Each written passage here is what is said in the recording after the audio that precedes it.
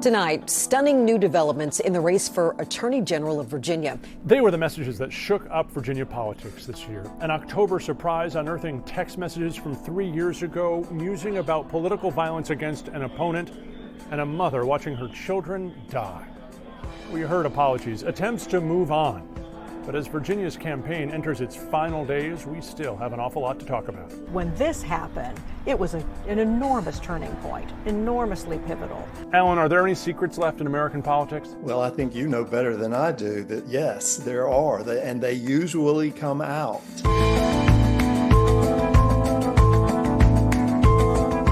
Jay Jones is running to be Virginia's Attorney General. He's a seasoned politician himself, the son of an absolute legend in Virginia politics, the grandson of a famed civil rights attorney, and yet somehow he found himself in the middle of a giant political scandal this year, one big enough to move the polls in these final days. We needed more context on what's at stake, how far this scandal is spreading, and we've tracked down a guy who's tracked down secrets politicians would rather you not know for decades. This is For More Context, your seat in the News 4 newsroom for a conversation about how we check facts, fight for answers, break stories, and hold each other accountable. In the closing days of this election, has Jay Jones been able to put this text message issue behind him? I don't believe so. And I think it's going to ride with him until Election Day. I mean, he did what he needed to do in the debate. It was really the first time that most Virginians have heard him address the issue, apologize, express his remorse, admit his mistakes, saying he would take accountability. Let me be very clear. I am ashamed. I am embarrassed. And I'm sorry. I am sorry to Speaker Gilbert. I'm sorry to his family. I'm sorry to my family. And I'm sorry to every single Virginian. I cannot take back what I said. But you have my word that I will always be accountable for my mistakes. Jay Jones does not have the experience or the judgment to serve as the top prosecutor. But now we know something else. We have seen a window to who Jay Jones is and the way he thinks of people that disagree with him. And what did he want to do to Todd Gilbert? 2 bullets to the head. Why? Because he didn't like his politics. Jason Miyares, as that debate went along, got even more and more scorching and withering with his criticism.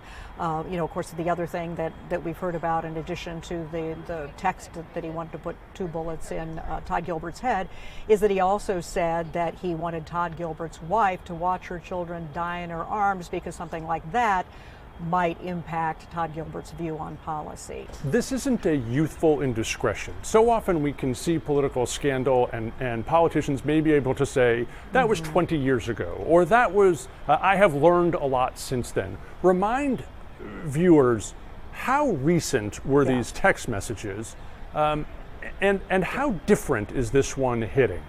Yeah, this was just 3 years ago in the General Assembly session in 2022. He was in the House of Delegates then. He was writing to a Republican House of Delegates colleague about then Speaker Todd Gilbert. So this was a pretty recent conversation. Now, the other thing, even before this happened, that helped Jason Miyares is, Republicans nationally have seen him, of the 3 Republican candidates, they've seen him the one that has the best shot to win. So he's had a lot more money, support funneled into his campaign. I mean, so he had a good shot to begin with, but when this happened, it was an enormous turning point, enormously pivotal. What are you watching for in these final days before Election Day? Watching for the next round of polls. That's the thing I'm most interested in. And are we going to see that it's had any impact on Abigail Spanberger's margin, which is, for the most part, been in double digits. I'm going to be watching to see what happens this time around. Is Jay Jones going to be on the stage with Abigail Spanberger and Ghazala Hashmi? What's the danger if he is? Well, it puts her in a tough position. She's not calling him to drop out of the race. She says it's up to voters to decide. Abigail, when are you going to take Jay Jones and say to him, you must leave the race? We're talking about the car tax. The moderators soon asking a question themselves about political speech, asking Abigail Spanberger if she still endorsed Jones. She sidestepped the question, answering this way. The comments that Jay Jones made are absolutely abhorrent. I denounced them when I learned of them, and I will denounce them every opportunity I get. I'm saying as of now, it's up to every voter to make their own individual decision. And Ms. Spanberger's opponent has tried to exploit that. I mean, that recent ad of her standing silent on the stage as she's being asked repeatedly to say something about it, I think is an effective ad. Well, two very different tacks here then. So Winsome Earle-Sears' ad, yes, spotlighting the fact that that Spanberger was essentially silent on that issue. Abigail, what if he said it about your your 3 children? Is that when you would say he should get out of the race, Abigail? Now, Jason Miyares doing something very different with it. He is appealing to Spanberger voters in his ad saying, hey, did you vote for Spanberger? Listen to this. And so he points out that 3 times she refused to endorse him, and essentially says, why don't you split your ticket and vote for me for Attorney General? You might be a committed Democrat or a hardcore Republican, but if a carjacker comes for you, he won't check your bumper sticker first. We need an Attorney General who protects everyone. My opponent, Jay Jones, he's a partisan politician who imagines the murder of his opponents. And I wonder, as you read these texts, how does it hit you?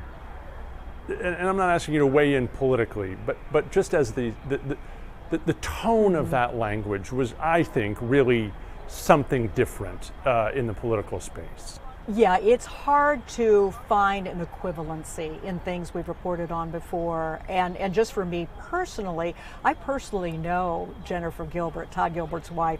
She worked alongside me in the Capitol press room for years. I know Todd Gilbert from covering him. I've met their children at the General Assembly. So, those words especially hit home because they were about somebody that I also know. But I think, for voters, everybody has the same response. You're talking about hurting someone's children? It's kind of beyond the pale. And I'm curious, you did say you spoke to voters about it. It's breaking through, it sounds like. This is not a complicated thing for voters to understand. We talked to voters just a few days after this story broke, early voting. Everybody knew about it. It was on everybody's radar, Republicans, Democrats, independents. However, almost every voter, with the exception of one, universally condemned what he said. But I've talked to 3 independent voters who had set out to vote a straight Democratic ticket because they want to send a strong message to the Trump administration that they're not happy about how things are going and the impact on Virginia. And they're sticking with that straight ticket. As troubled as they were about Jay Jones' text, they are sticking with that ticket. There was a Republican I spoke to who was going to split his ticket. There was something he didn't like about Jason Miyares, and he was thinking about voting for Jay Jones and changed his mind and voted the straight Republican ticket. The other thing I should mention, he is trying very hard to turn voters' attention back to the main focus of his campaign, and that is a focus on Donald Trump, Donald Trump's policies, and casting Jason Miyares as, basically Donald Trump's lapdog. When it comes to standing up to Trump, Jason Miyares is too weak. Where's Jason? Come on, Jason! When Trump cut Virginia jobs and raised prices on everything, Miyares did nothing. It's the only case he can make. So, he does just have to keep coming back to that mantra. Virginia's neighbor just across the river, Donald Trump, holds a lot of sway in a lot of elections around the country. He has not weighed in on the Virginia governor's race. Do you expect him to in the final days? And do you think it would help in Northern Virginia? That's a great question. And that was one of the things that's one of the things Jay Jones does gleefully point out about Jason Miyares, is that Donald Trump, heartily endorses him, and that's obviously featured in one of Jay Jones' ads. I don't think Donald Trump is going to forgive or forget the fact that Winsome Earle-Sears once spurned him, but now has come back around to heartily support him. And I'm not sure that endorsement certainly wouldn't help her in Northern Virginia. Julie, we're always smarter after we talk to you. I really appreciate you hanging with us. Thanks. My job is simply to lay out the evidence, and then how the campaign handles it also influences how much it may sway the voters. What is it, and what are you looking for? We're looking for any indication of the candidate's fitness to serve. That's ultimately, under ideal circumstances, what the voters are looking for. So we look at the opponent and our own candidate and in the same with the same vigor to determine what strengths and weaknesses they have. So it's really interesting. You said you spend a fair amount of time on the person that hires you. Yes, and that is often interesting because, we're going to look at that candidate the same way we look at the opponent because they need to know what the opponent is finding about them. So in that sense, the opposition researcher has to be objective, and it doesn't always make a lot of friends in the campaign that hired you, especially when you find that your candidate has significant negatives. So there's no room for a yes man in opposition research. Alan, are there any secrets left in American politics? Well, I think you know better than I do that yes, there are, and they usually come out. And often it comes out because of a source who wants it to see the light of day. And so, yeah, there's always secrets. People who aspire to high elective office, whatever they've done over the course of their career, they've made friends and they've made enemies. You said there are friends and enemies. In a politician's life, is someone a lifelong friend and a lifelong enemy, or are those movable chess pieces? Oh man, those are movable chess pieces, no doubt about it. Alan Huffman is a political opposition researcher, has been for more than 30 years. You want to know how old secrets surface in new political campaigns? It's because people like him spend an awful lot of time in courthouses and clerks' offices and quiet conversations all over this country unearthing those secrets politicians would rather keep secret. Are you good for democracy?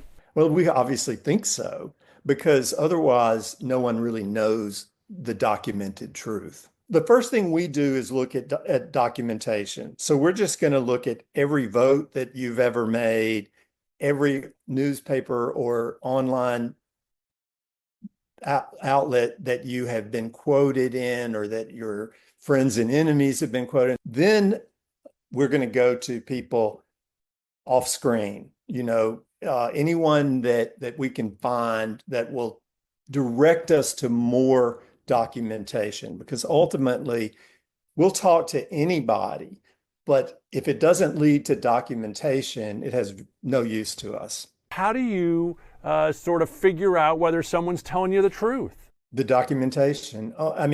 We're in exactly the same position you are. Like, we recognize that everyone has an axe to grind. Why do you think truthful things about a candidate's past still matter at a time when many voters say politicians aren't virtuous people? Well, I can tell you that having done this for 30 years, I can count on one hand the number of candidates that I was really inspired by after having seen everyone naked. Okay. That is just the way it is. Everybody has their own negative attributes. Everyone has done things that they're not proud of or that can be used against them. And for me, it's rare to find someone that there's nothing, and so I feel like, as a voter myself, what I look at is how the candidate responds to the negativity. And if they respond by blaming someone else or making excuses, or they look like the deer in the headlights, that tells me a lot about them, more than just the details of the story. And if somebody is honest and seems trustworthy, everybody makes mistakes. And even if they've done something in the past that they're not proud of, how they adapt to the public awareness of that is very, very telling. The people you've worked for, I assume, are private. That you don't brag about the campaigns you've worked for. Right. But it is fair to say you have not worked for either Jay Jones or his opponent in the Virginia race this year. We have not. I'd love to ask you how you would grade Jay Jones' reaction. I don't know if you've watched this that closely. I do have a lot of questions, and one is, in my mind, what would I have said to the candidate if we had found this?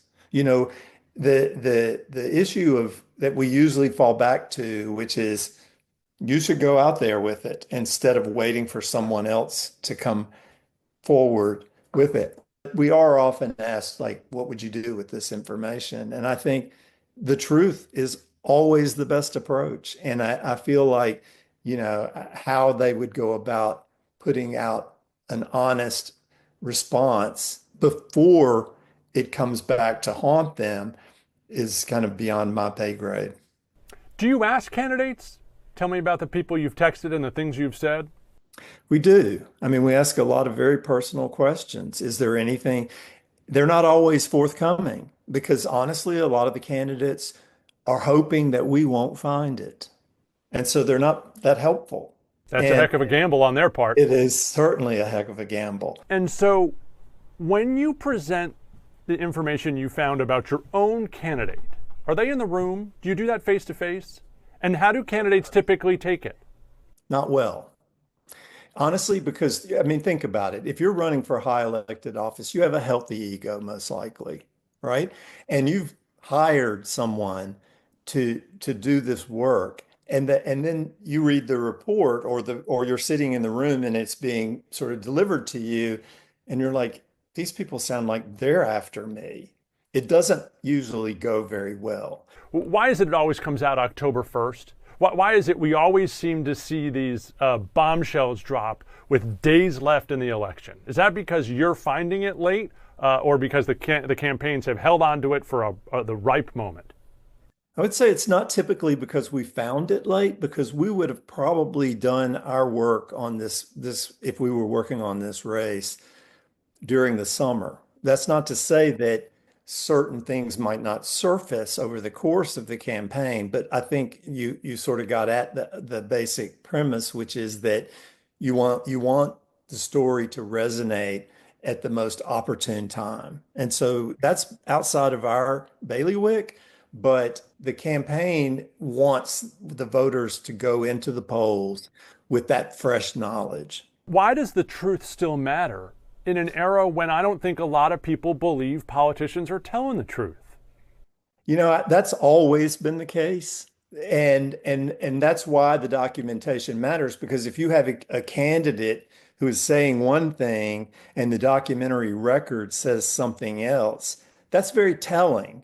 And I think as we move into the AI era, the danger of what you just alluded to is only going to increase, because more today than when we were starting out, campaigns rely on sound bites and video clips, whereas originally we would have created this, 100-page book about the candidate. Is not as much interest in that now. We're at an odd time when it comes to truth in the media and in politics. But I think it's natural to assume that politicians twist the truth, and that has always been the case. What has the Jay Jones episode taught you about how to handle your next campaign?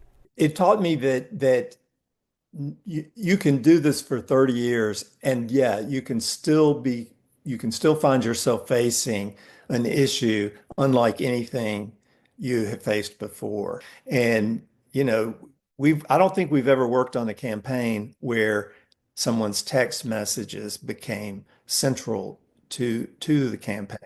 And so it's been very illuminating from that sense, but every campaign is different, and it's going to continue to be the case as long as we have the right to vote.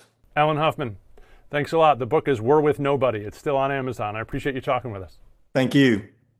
He finds the secrets. Campaigns decide how to use it, but you ultimately decide how much it matters. If you like this kind of context, we'd love for you to check out more of it on the NBC Washington YouTube page. Like it, subscribe to it, tell us what you think in the comments below. I'm Ted Oberg from the News 4 I-Team. You can find me anywhere on social at TedNBC4. In the meantime, I'll be right here, working for you.